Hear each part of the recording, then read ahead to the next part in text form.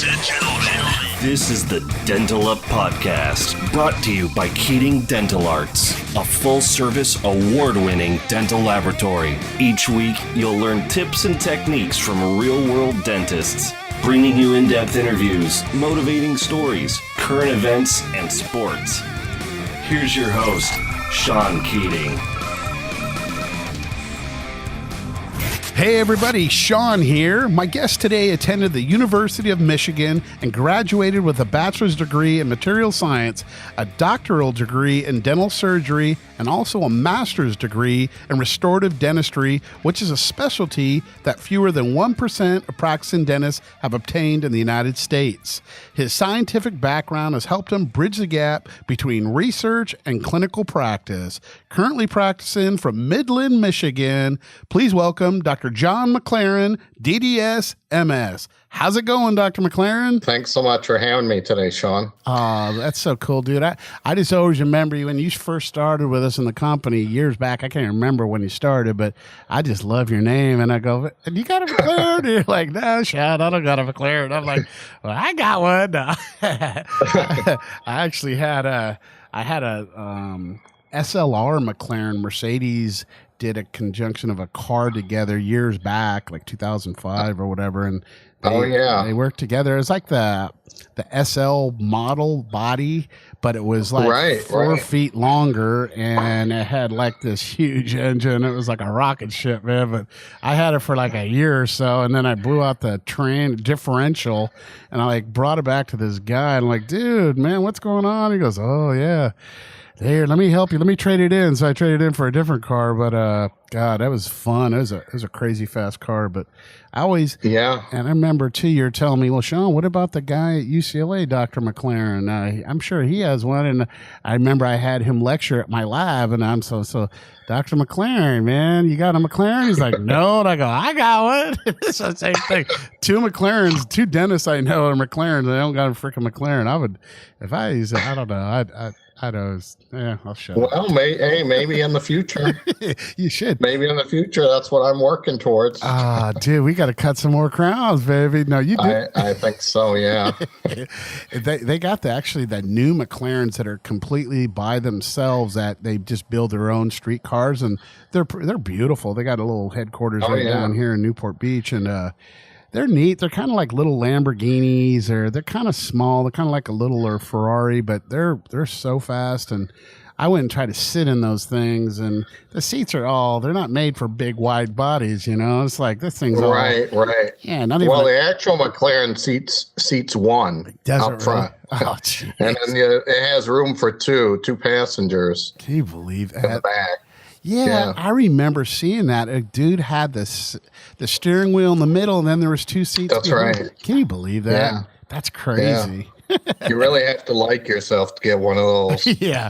I remember, too, in that SL, the McLaren I had, it didn't even have like a cup holder or no side things to hold anything. It didn't have a glove compartment. And I'm like, my wife get in that thing, and she goes, she hated it because it drove so low to the ground, and it was just kind of rough, and it was like, she didn't like driving that thing. And I'm like, honey, this is the greatest car in the world. She goes, heck no, go get me in that little station wagon Mercedes you got, instead. It's so much more just relaxing. But no, that's freaking nuts, dude. But well, hey, I always like to start off with sports a little bit. Man, I know you're in Michigan. You probably are singing the blues this week. What a tough loss. On the not too bad. Not too bad. I taught today. I teach on Thursdays over at the University of Michigan Dental School. So I had a couple of people I was teaching with that actually flew down to San Antonio, went to the game, and they said it was a great time. Nobody expected Michigan to be in the final game. Exactly. So the fact that they even made it that far, people had a great time. They weren't too bummed. And now Michigan, I guess they're in the Frozen Four for hockey. So that game's tonight. Can you believe that? That is so good. Yeah. I mean, they didn't even pick them like deep into their division, even of their league, to finish much better than. And, they came and they they messed up a lot of pools because they went all the way to the big dance at the end. And I swear I wanted Michigan because I'm a big hardball. I'm a big football guy. And that coach, man, I love him and his Docker pants. And, he's just freaking, everywhere he goes, he won. I remember when he was at San Diego University. It's a D1 college, but not real big in football, but they won big time there. And he won in San Francisco. And he's just a great coach. And look what he's doing for Michigan. Give him a couple, 2, 3, 4 years under his belt with recruiting also. And he's going to get you guys the national championship there, I hope. I mean, I hope so. I hope so. Yeah, the nice thing is I kind of live in Ann Arbor. I practice in Midland, but I kind of live right in between Harbaugh and Beeline, the head coach. Yeah, they live maybe about a half mile apart, and I live in between the two of them, so I see them every once in a while. No kidding. You know what you got to do, dude, is since you teach there and everything else in the school, you got to see if we can make them their mouth guards or something. We'll do it like free. Just say, hey, we'd like to donate our services, and I could do you some custom like ones made up with your colors, and then even put your Wolverine logo on the front of it, and maybe put whoever your starting QB name and number on the inside, and do a couple of just promos just to show if you can just pass them on. Even the basketball guys, they use them too. But I'll see what I can do. I mean, the past couple of years, the football team hadn't been hitting hard enough to actually need any mouth guards. That's a good one, baby. But I'll pass the word along. We'll see what we can do. Yeah, you never know. Even if it's a JV squad for now, until we can get up to the big boys, That's right. Get our foot in there. I remember we just did a few years back. We did Brigham Young University. We had some connection with one of our dentists that was working for them. And we did all theirs and stuff. But they're not the greatest football guys. But hey, Lord be with them, right? That's right. That's so cool. So what about anything else, man? They got Michigan football, and you said the hockey team's doing pretty good, huh? Hockey team's doing really well. They're in the Frozen Four, and they got the spring game for Michigan football probably in a couple weeks here. So, no kidding. How far is like Detroit, like Motor City from you? Is that is that by Ann Arbor? About 40 miles from Ann Arbor. Oh, okay. About 45 minutes away. Not too bad. No kidding. How's that? Is that picking up again, the economy in the area around there? It's a little better. I mean, there's areas of Detroit you don't want to find yourself in, but it's getting there. It kind of reminds me a little bit of Cleveland. Cleveland 20 years back was horrible, and they put the ballparks downtown, and Cleveland's coming back, and Detroit's about 10, 15 years behind Cleveland. What's the 8? Yeah. Isn't that M&M 8 Mile? Is that Michigan too, or no? That's the northern border of the city of Detroit. Okay. The 8 Mile strip. You go north, you go north of 8 Mile and you're okay. You go south of 8 Mile and you're in Detroit. Hey, we got the same thing in LA, man. You go a block off the Coliseum, man. I was born out in LA, so. Oh, you're kidding? Really? Yeah. So I moved away when I was 5 years old, but I still like LA area. What part of LA were you born and raised? Right in downtown LA off of Vermont Avenue. Oh, you're kidding. What a trip. Yeah. And your brother's a dentist too. He's your twin, I guess. And Charles and John, man. Charles. We practice together, and sometimes it's good, sometimes it's troubling, but we get through it. Oh man, I bet you guys are twins. You're like a couple minutes older, but you took all the nutrients and everything I'm taking in. That's right. Just the important stuff I got. Oh, that's so cool. Because I've never really talked to your brother, but you guys really crushing it, man. You've been doing a lot of work with us for years. How long have we worked together? Do you remember? I opened a practice in 2003. Okay. And then we bought into another practice. So we had two practices going for a while. That was 2004. So we're going on almost 15 years now. That is so awesome. Thank you. That's just so great. Yeah. And that's just, I can't thank you enough for that. And that's just awesome, Mel.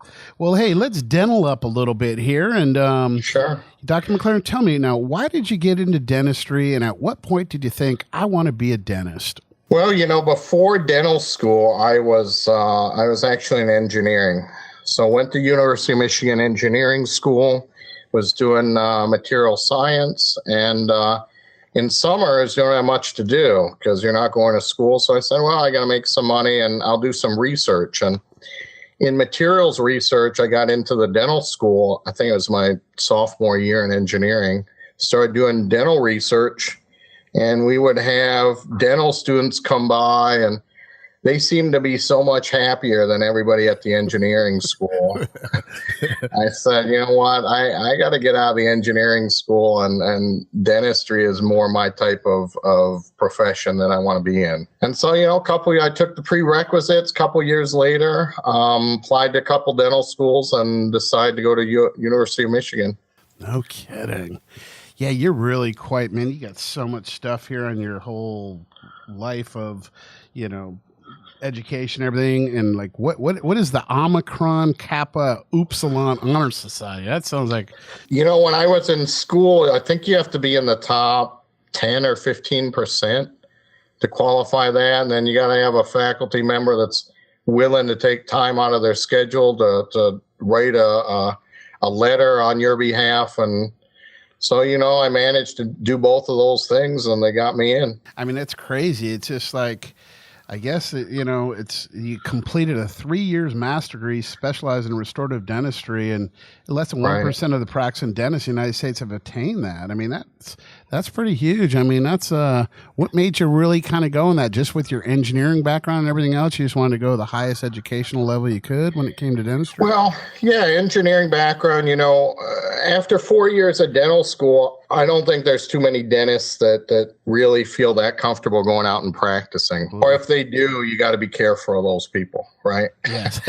Well, they got to learn on somebody, Exactly. So, I got done with my 4 years. I said, you know what, I really would like to do a residency, but I don't just want to go out and practice. I want to be able to teach. I want to still have a foot in the door at the university. And so by getting that, doing that 3-year residency, I was able to teach actually all 3 years, do some practicing on the outside, and learn more specialty stuff on the inside from some of the greatest professors there at U of M.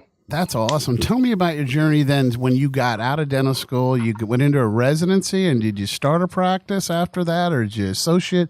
Tell me a little about your journey there. First year, I wasn't in a position to start a practice, so I practiced downtown Detroit in a low-income clinic, and you practice in one of those clinics, you don't get a lot of crown and bridge practice. You don't get a lot of implant practice. I was doing 4-surface pin retained amalgams and full mouth surgical extractions on patients. But doing that first year out of dental school, you learn pretty quick how to communicate with people, how to how to numb patients up, how to do things in a hurry. Because, when someone's in pain and you're taking teeth out, they don't want you messing around there for 4 hours. So, yeah. So that was first year out of school. And then second year out of school, I said, hey, I got enough time. I'm going to start my own practice. And friend had some room in his building about an hour and a half north of Ann Arbor in city Saginaw. I don't know if you ever heard of Saginaw. Yeah, sure. Oh, yeah. But that's about an hour and a half north of Ann Arbor. So I started a practice there. And after that, after I graduated, both me and my brother, we were practicing together, and we wanted to get busier. So we bought a guy out in a neighboring city, and we were each kind of running a practice and staying pretty busy. Did your brother go to dental school with you in the same time and everything like that? He did. Yeah. They had to separate us, so we weren't in the same clinic. Yeah. You guys look alike or what? I'm actually quite a bit better looking than he is. But are you guys fraternal or identical, or how's that work? We don't know for sure, actually. Probably identical. I was just reading something about I think it's the Duffner brothers or something. I think did the Stranger Things on Netflix. I think it was these guys. Oh yeah. But they're like, they look quite a bit alike, and they're just and they're always asked, are you guys identical or fraternal, whatever? And they don't want to find out. They don't want to, for some reason, they just don't want to know. Really? I wouldn't mind knowing. I'm just cheap. I don't want to pay the money to have it done. So when you guys got your practice together, tell me some of the do's and don'ts, and tell me some of the things that, that anything that could go wrong did go wrong. Tell me a little bit about your experience starting off that first practice with your brother. First practice from scratch, it's tough because you're just looking to get patients. You're looking to have patients accept treatments, and it's tough because, you'll have, we're in Michigan, so, in February we'll have a snow day and half the patients will cancel. Oh, geez. Yeah. And, starting to practice from scratch in a lower income city like Saginaw, not easy, but we were able to grow up pretty quick. We were able to, at the time, believe it or not, both me and my brother were kind of two of the editors of a journal called The Dental Advisor. Oh, yeah. That's big time. And, that's based out of Ann Arbor with Dr. John Fair, a great guy. And so we were able to get some of the, they would evaluate equipment. We were able to get some used equipment and some older equipment to start practice. So it worked out great. Do you like the Bruxer aesthetic that we got going now? What do you think between the two? I do. Yeah, I do a lot, especially for premolars. Yes. Sometimes you get in those cases where the patient's got a little more translucency going. And if you hit them with one of the Bruxers and it's in a location where the light's shining right off of it, it's going to look too white. It's going to look a little opaque. Okay. You go the route of a Bruxer aesthetic, and you get a little bit of that gray shading to it. Yeah. It looks a lot more natural.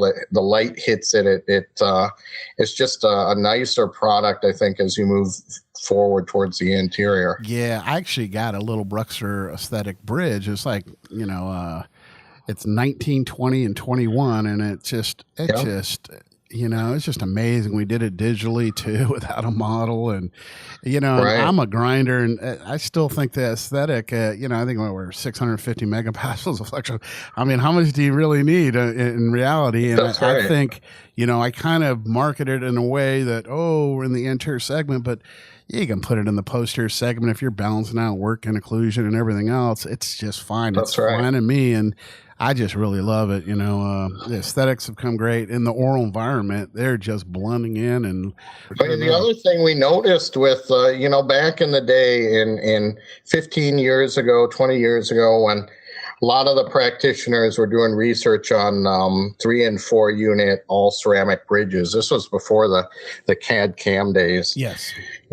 We were dealing with strengths of 300 megapascals maximum. Can you believe that? And there was still success with bridges at 300 megapascals. Now they said, you can't have a molar pontic. It's got to be a premolar or something small. But there are 300 megapascal flexural strength bridges that were successful. Oh, heck yeah. And it's all, your occlusal table, narrowing them up a little bit, and just, getting your lateral excursions worked out properly. It works just fine and really good. And it's just something, it's been such a neat thing for me sanity wise with this in the last 5 years, with more and more of my doctors going to the monolithic type materials, and because our biggest headache as a lab was the breakage of the PFM, because sometimes everything on the metal, usually you like to go 2-3 tenths. You like to keep things thin. Right. Certain areas on the occlusal table, sure, you got to build up areas for unsupported portion. You don't want to be more than like 2-3 millimeters of unsupported portion, so you're building up in certain areas. But sometimes after you go through an opaque cycle, and then you go through a body, a dentin cycle, baking it, and then you go through your glaze cycle. Every time you do that, you have to go with like a 50 micron aluminous oxide, maybe 100 pounds pressure. It just depends. You lower it down, but you got to go and clean that internal, intaglio of these crowns every time. And that wears away of that alloy, a little bit here and there. And so when everything's said and done, it looks so beautiful on the outside. And I mean, I'm just talking onesie twos. They're just beautiful. But yet inside, you might have a spot that is down to 1 or 2 tenths. So when that patient goes and loads up on that crown, it'll have, like I call it, the tin can effect, like a little Pepsi can where you can flex it. Well, if your substrate is flexing just a tad, it's popping porcelain, usually at the gingival aspect where a doctor can rubber wheel it and stuff. But sometimes you'll get, especially too, if you have a sharp line angle at all, some of your guys, you got to make sure you're just softening every corner on that alloy when you're trying to open up the pores and everything else and getting your oxide layer. But you can't have any sharp edges because even that will have it to where it'll pop a whole marginal ridge off. And it's like, freaking hey, man. And especially too with bigger bridges, you go 3 units, 5 units, even 6, 12 unit bridge, roundhouses that, metals like to shrink, expand, and come back to the right shape. And then the same thing with porcelains, they shrink. And so you got all this shrinkage, and then you're trying to get it into the mouth and a little bit of pop here and there. And it's like, it can make your nightmares come true like you wouldn't believe. And we were really good. I mean, I got a lot of great ceramists that have been doing this for a long time, but it's still 3 to 5% or whatever is going to have some issues here and there. And that's not real good in my mind. And now we get into monolithic is less than 1%, and it's usually because I'm a misread of a margin. So just the whole life of a dental lab with the breakage going out as you do more and more of these stronger monolithics, it's just so beautiful that it's so much more predictable now that, well, we're not going to have to, worry about a PFM flexing on this, especially the guys' perio-involved teeth are flopping every which way, man. It's like, but it's been really a godsend for us here. Just with that, I mean, we still have some things. We have a little more issues with color now, but we're getting that handled pretty good with my PFMs. I can layer 4, 5, 6 powders. I can do opaque modifiers and everything else, and I can make a PFM dance like any all ceramic out there when it comes to color and even in the anterior aspect. But it's just something with the variable of breakage pretty much being gone. I'd rather have my few issues with some color matching and especially anterior segments just really getting it nailed and dialed in. But yet I can get up to almost 16 shades of the Vita shades now and everything else with my colored zirconia that I'm having developed for us too. And we have a very unique, material that no other lab has, and we have a company that's developed for it. We love it. We think we have the most aesthetic monolithic out there with our Bruxer and our Bruxer aesthetic. There's nothing better, I think. But I just did a KDZ Ultra the other day, single tooth number 8. I mean, most difficult tooth to do, either 8 or 9, single unit. Guy loved it. It was absolutely perfect. I love that, baby. And that's the same thing. That's basically a PFM, but it's a zirconia substructure. So we'll do the coping out of zirconia, have it designed, and then we build it up just like a PFM with feldspathic. It's called Noritake Cerebian CZR, and it's a special porcelain that goes upon our substructure, and 3, 4 powders, and we make that dance, and it's strong, it's beautiful, it's our Rolls Royce of materials here. For sure. The KDZ my patient loved it. He loved it. So I told him when he breaks tooth number 9, I'll put the same one on tooth number 9, but hopefully doesn't break it for a while. Oh, I know. I tell you, I've had some single centrals that let me do 6 through 11 on this son of a gun for free. Come on, man. It's like it's got 18 different colors and just the way the light hits it, and it can be tough, man. But if you can break it down and give me specs exactly what colors you're seeing, and put a shade tab up in there old school and stuff like that, we can nail this stuff. I mean, even not even having a custom shade chair side, if you can do it digitally with some pictures and give me a few parameters of what needs to be done, we nail this stuff. And look at that, single central one time, baby. Love that.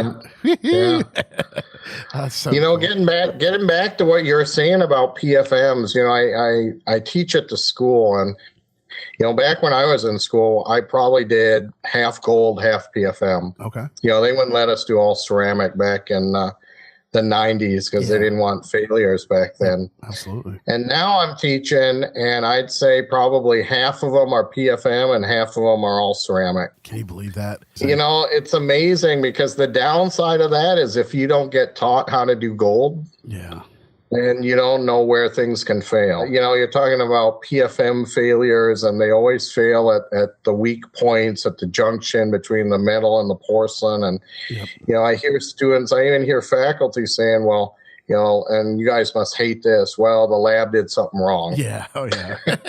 Right? The lab always gets blamed. Yeah. And, most times, 9 times out of 10, it's actually something with the prep, something with the impression, something along the way. You guys really don't make hardly any mistakes.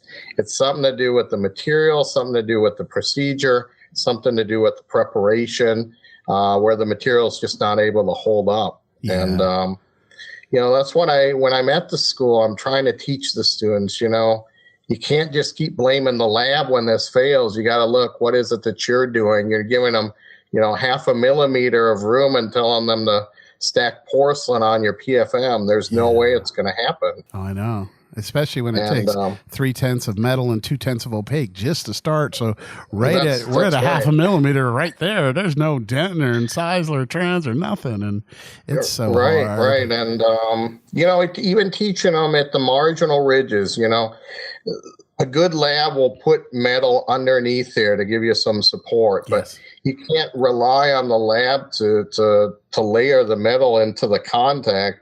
It may just be all porcelain. That's where it's going to fail. So you got to make sure at these marginal ridges in the central grooves where the patient's going to bite into, you got to have enough clearance if you're going to do PFM. Exactly. And a lot of these preps would be, so broken down and decayed. And so the doctor's just grinding it down. And a lot of guys don't do core buildups and stuff like that to give me an idealized prep. They're giving me this little teepee.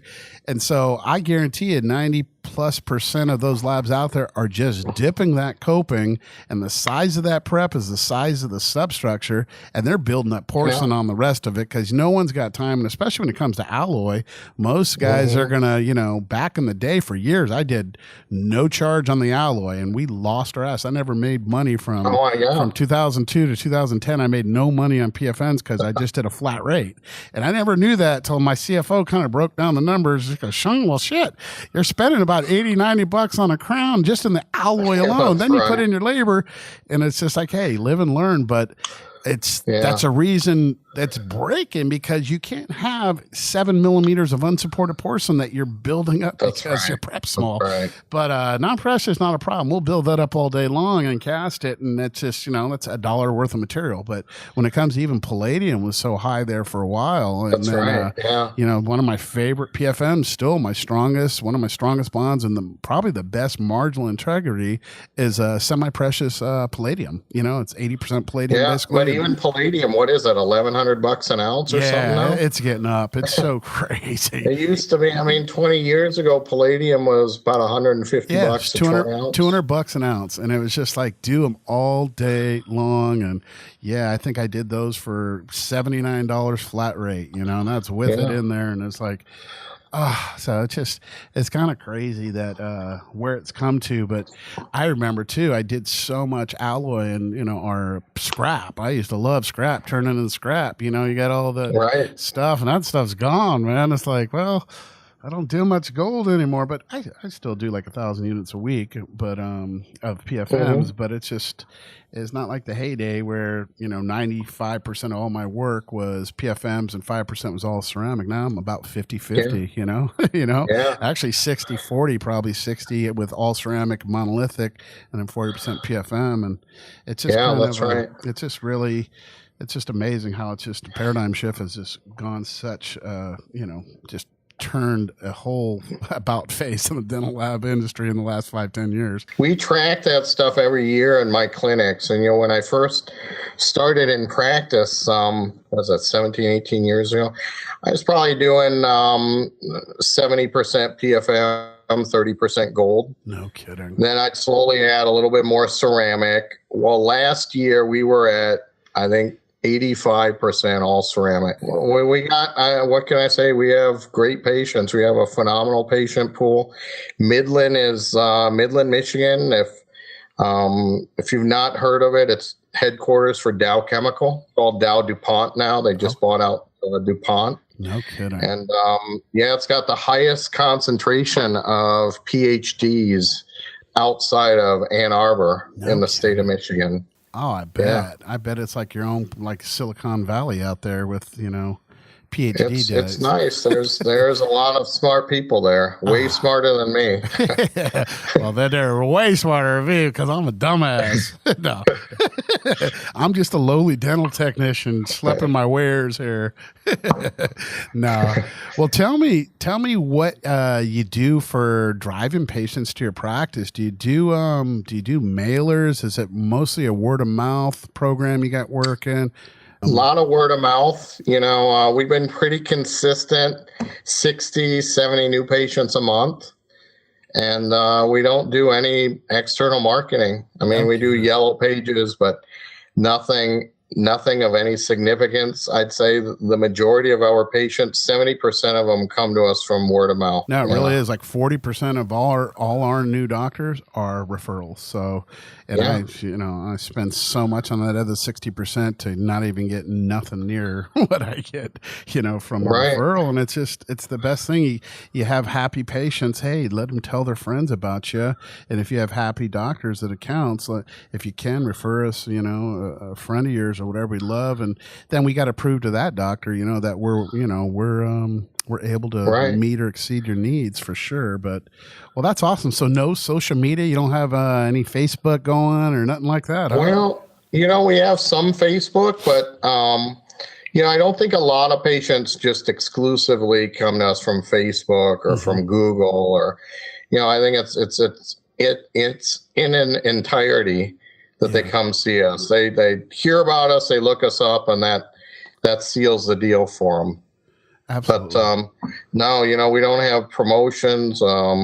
We encourage people to refer to us, and the nice thing about getting internal referrals is it's usually from people that we like. Yeah, exactly. When you're getting referrals as a lab, it's from dentists that send you a lot of work, that do good quality work, and they're probably sending people that are just like them. Yeah.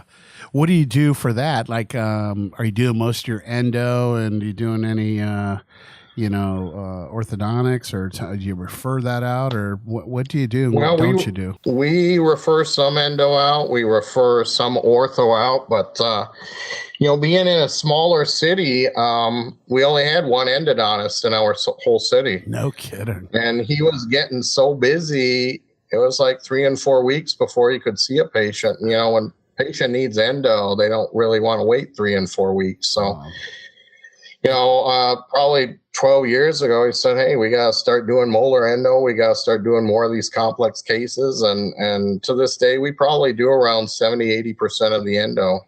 Good for you. What about your brother? Is he better at endo than you, or what? What has your brother got on you? About the same? Yeah, he's not better than me very much, I have to say. Don't ask him the same question, though. Just take my word on it. As far as ortho, I'd say about half the cases we treat. If it's in a class 1 malocclusion, something pretty straightforward, we're able to treat most of those cases just fine. We do braces and we do Invisalign. Do you do any of the like power procs, or a 6-month smile type thing, or no, just the Invisalign? I looked into 6-month smile, and we do a product called fast braces, which there are some cases that, you can be done in 5-6 months. We try telling patients, it's probably closer to 8 to 10 months. Yeah. That gives us a little bit of wiggle room. And I hate to say it, but we're both me and Dr. Charles were perfectionists. So where a lot of people would say, I'm done, we tidy things up in the last couple months for them. Yeah, that's neat. My wife went through that, and what an amazing technology. And she did the Invisalign, but she just had a central that was overlapped for years, and through the years it kind of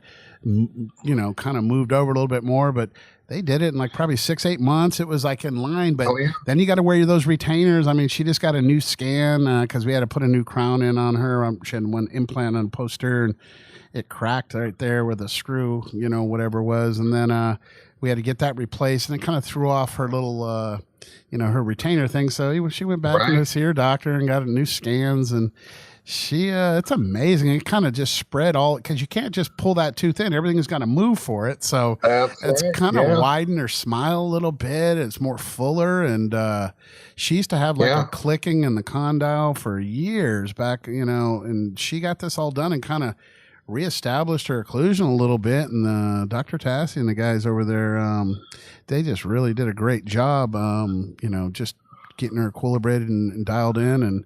And then I forgot the Invisalign guys, Dr. Pasimoto or something like that. It's a father-son team, but they're rocking and rolling with that Invisalign. It's pretty amazing. I kind of laughed it off thinking, I'm a big, I was telling Shannon, let's just freaking cut him down to do veneers. And she's like, I'm glad we didn't do that, because she'd be telling me every night, why did you make me cut my teeth down? And that's my quick thing is like, freaking cut them. Yeah, it's a lot faster for sure. Cut them and cap them, baby. To cut them down, but it can be a lot more painful too. So. Oh yeah, she's a little girly girl, man. She can't even handle shots, but she's just it worked out really well, and that's kind of neat. Now, what about with your practice? Tell me a little bit about the layout of your practice. When we started out, and I opened a practice, I was telling you, from scratch, 2003, and that was in a building that just was not suited for dental.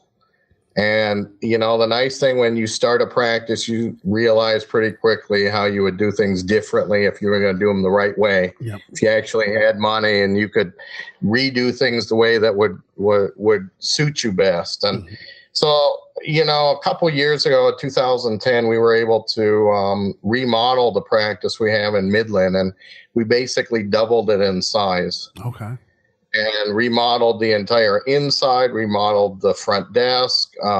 We went from 6 ops to 9 ops, put in 2 consult rooms, huge front desk area with 3 separate private checkout areas. And I think there's five bathrooms in the practice. It's a pretty big practice. Man, that's a lot of bathrooms.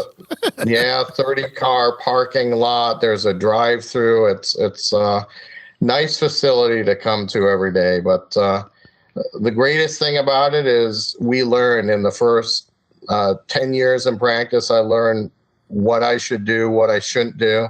And we incorporated that into the design for the new practice. Absolutely. No, that's awesome. I mean, I did the same thing. My first lab I had for like 2 years, and then I moved to a big facility, but we planned it out, like with the money and everything else, like you said, and we did it exactly because we learned from that. And I think it's just live and learn in anything in life. That's right. Yeah.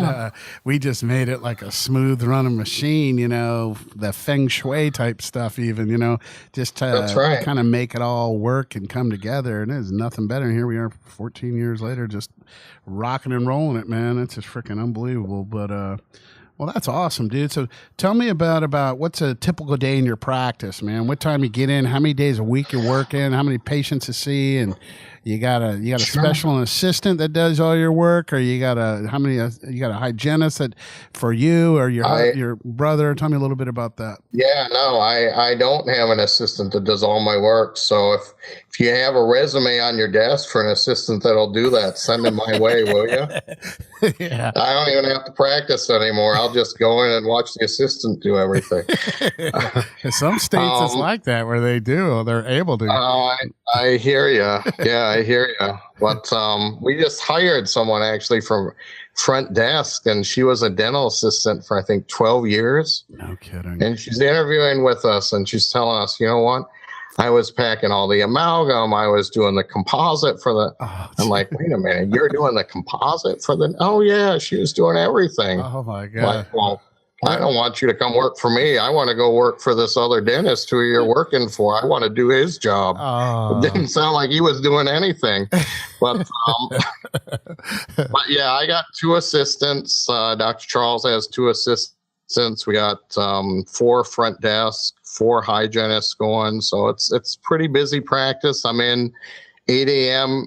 every day except Thursdays. Thursday's my day off. I get to have fun teaching at the U of M Dental School. Yeah. And other than that, full days, we'll see 15 to 20 patients a piece, and each hygienist will probably see anywhere from 9 to 12 patients.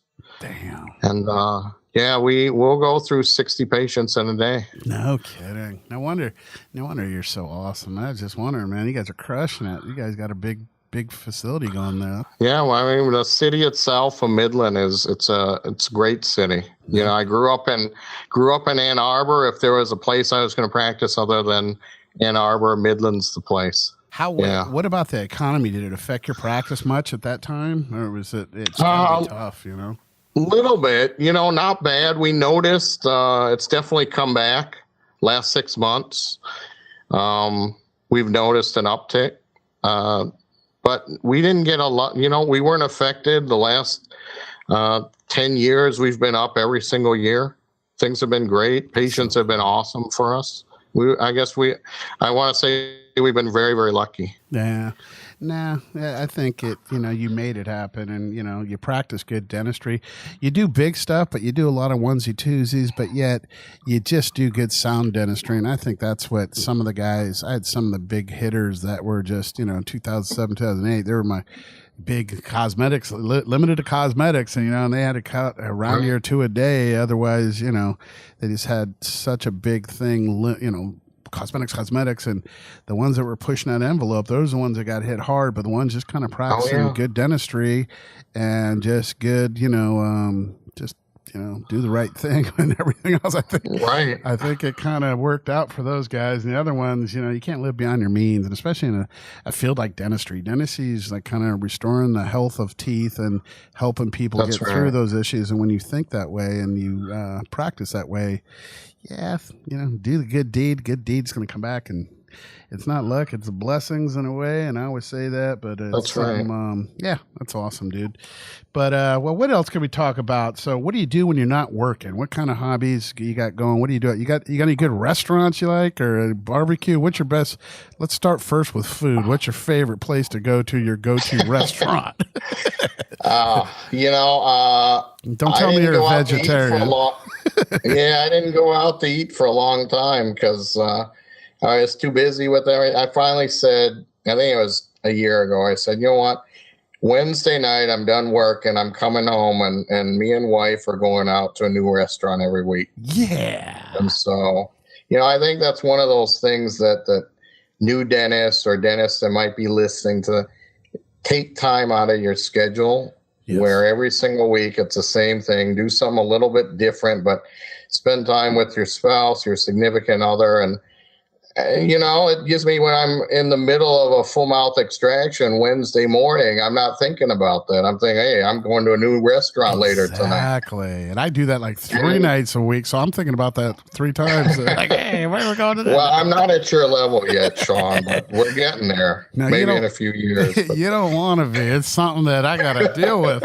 You can't just keep eating like that and expect to live a good life. No, it's just something, I get excited. I've worked so long, and so one of my biggest highlights is a couple nights a week me and the wife go out, and we've been married for like 35 years now, and it's like I'm excited. Like tonight we're gonna go to a little Italian place, Casanova's. We haven't been there in a long time. We're gonna try it out, get a little pizza going, maybe some lasagna, maybe some whatever. But a lot of those little things, just going out with the wife.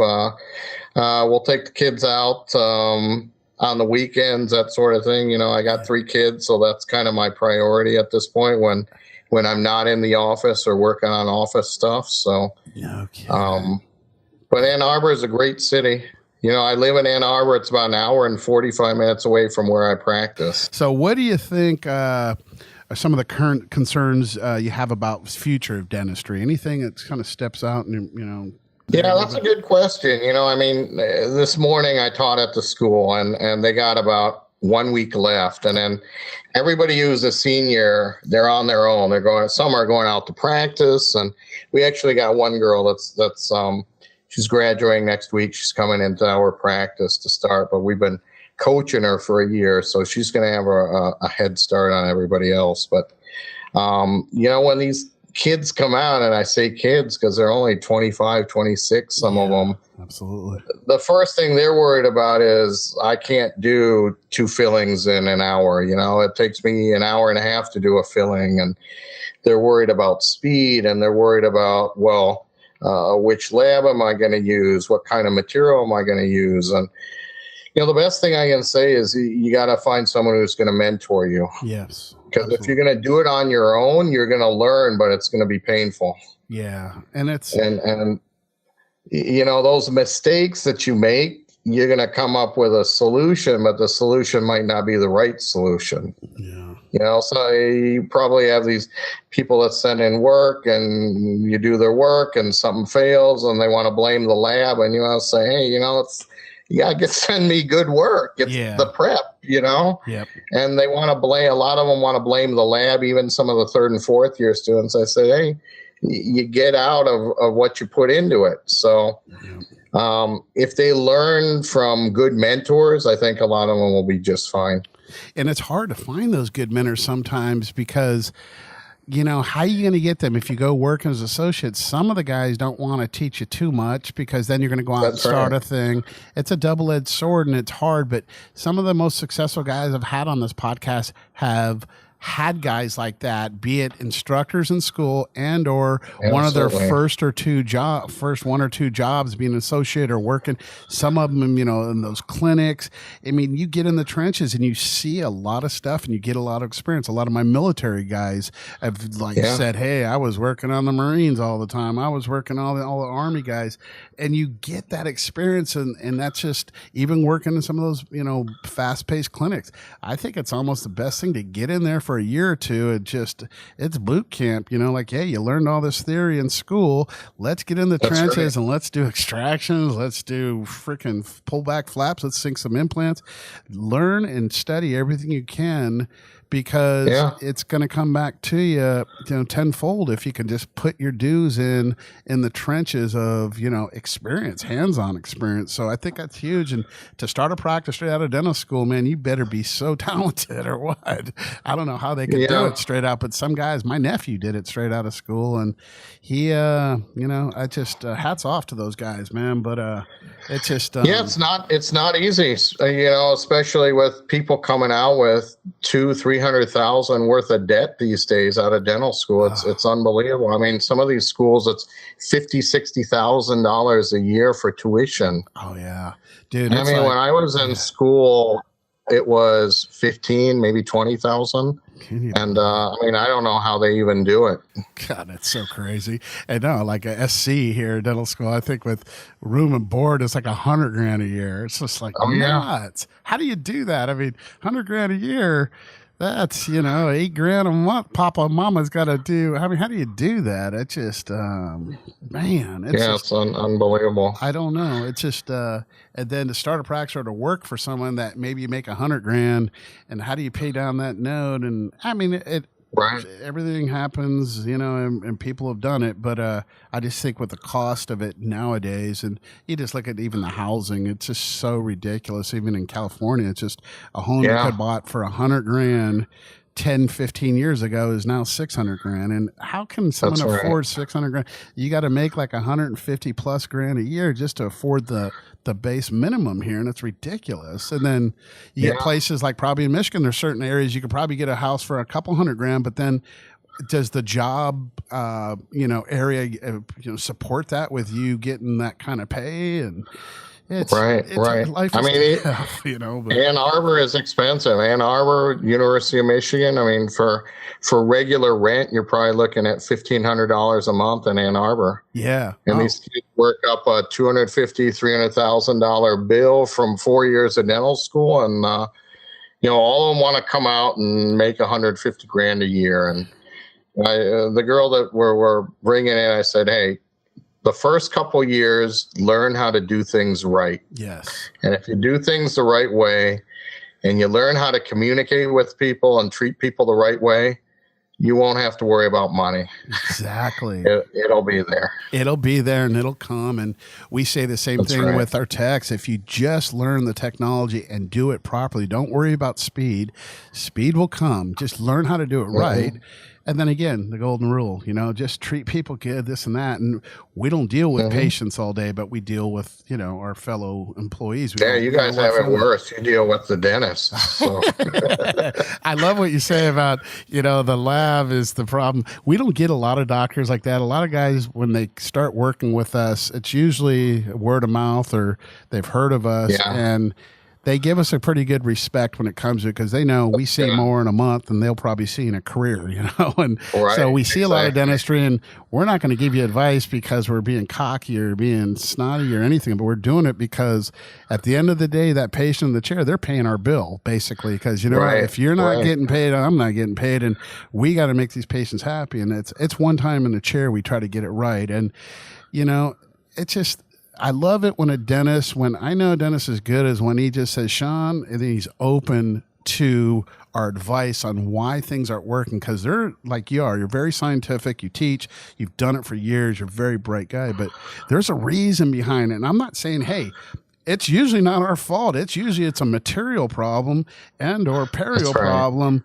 or there's variables in this field. But when we work together as a team, we can nail it. And more so than not, it's usually going to be an impression material that's distorting. They're probably using one body with a different base, or who knows. But sometimes teeth like to move. And when we're working on our models, what's in the mouth and what's on our models are different. And then we're having distortion, be it, I got liquid powder ratios that could go awry a little bit. I got oven temps that can bake something and expansion a little bit too much in certain things. But we've got it down pretty good, and we can usually come to a conclusion of it could be this, this, or this. And if a doctor is willing to work with us, because a lot of guys, dude, if they're new with us and we're calling them up every other call for an impression or lack of a clearance, they're like, screw this. I had other lab, I could get it done. You got to be careful because we'll lose them. I know they do a lot of work, but yet not many remakes, but just the little ones, it just kind of gets to me in a way, and it gets to us that we don't want to keep doing this. I mean, I had this one digital doctor. She's one of our first ones, and we're, just having some issues. We got, about 100 doctors send us digital stuff all the time, and you can't really mess that stuff up. But something is awry, and we're trying to figure it out, and we're like at our wits' end, almost ready to let her go. We don't like to let doctors go, but at the end of the day, if you get up to, 10, 15% remakes, I can't do that. I mean, anything over 5% on a remake, we make zero money on it. And at the end of the day, I can't do $100,000 worth of work and do $10,000 of remakes because my margins are so small and short. But usually a doctor will go all in together because they want to find it and they don't want to keep bouncing lab to lab and this and that.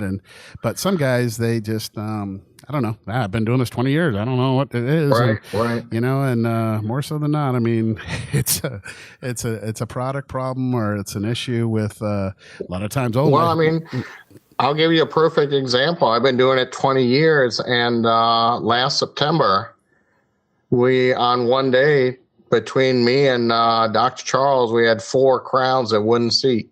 Oh, jeez. 4 crowns. Have I even had 4 crowns with you as a lab probably in all these years that we've probably, I don't think we've probably even had 4 crowns remade. So 4 in one day. Yeah. And I said, all right, something. So I go back to the schedule. It's early September. I said, all right, when did we prep all these? All right, we prepped them all on a Friday morning, I think. And so they all go out to the lab end of the day, Friday afternoon. Well, this is right before Labor Day. Oh, September. Sat probably in heat or something. 95 degrees the entire weekend in the state of Michigan with 80% humidity. So I got all my impressions sitting on the UPS truck or the FedEx truck in this high temperature. That's why they all distorted. They were all, all small. Yep. And I said, hey, that's the consistent thing. All 4 of them. One was gold, one was PFM, 2 were ceramic, and they all have the same problem. It's a material problem. It's not a lab problem, not an impression problem. It was the material sitting out there in 95-degree weather for 4 days. Yeah.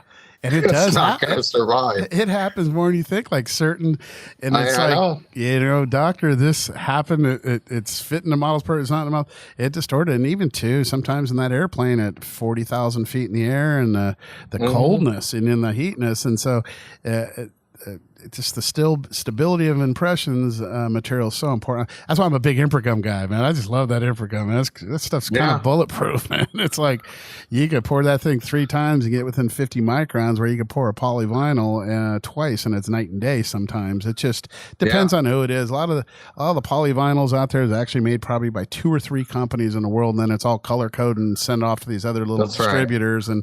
And there's only one true polyether out there, and that's Impergum, and 3M happens to own that, and a little more expensive. Well, it's a lot more expensive, but I don't know if you're still doing that. I'm an Impergum guy, going to a wet, bloody environment, and it's still going to get a better impression than that dry, isolated environment. There's a reason it's still out there. It's been out there for 40 years. So exactly. And it probably costs you $100 billion to come up with new research to try to develop your own, or who knows. But that's why no one's trying to, replicate it. Some try to, but they fail. Right. Well, dude, I know you got to get back to those kids, man. I just can't thank you enough, Dr. McLaren. Thank you for all the work. It's my pleasure. And I just can't thank you enough. If you're ever out here, man, come on out and see us. We'd love to see you. And I'll stop by.